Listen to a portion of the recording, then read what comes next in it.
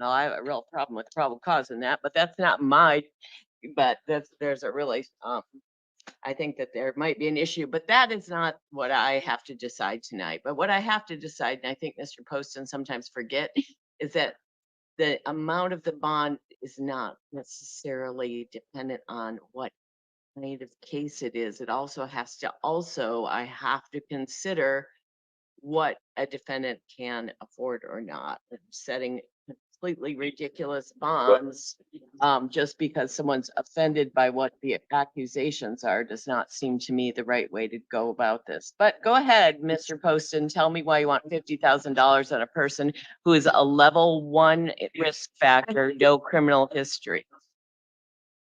Your Honor, he was traveling the wrong way down an interstate through a construction zone. He's 18 years old. There were multiple signs and symptoms of impairment. And based on that, this is an incredibly dangerous offense.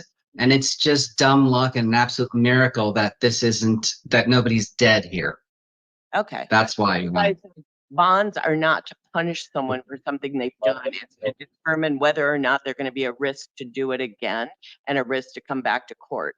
So I am going to release the defendant to pretrial services, no alcohol or illegal drugs, don't drive without a valid license, and I will set the preliminary hearing for October 21st at 1:30. I'm sorry, I didn't hear the last part, Your Honor, after the date. Thank you. Oh, thank you. Eden, I'm going to call your parents, okay? And then once you're released, we'll make a meeting, all right?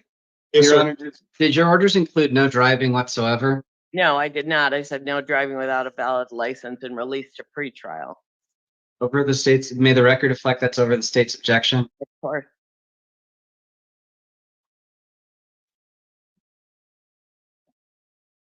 Your Honor, thank you. May I be excused? Yes, thanks, Mr. McNally. All right. Thanks, Neil. We'll talk to you soon.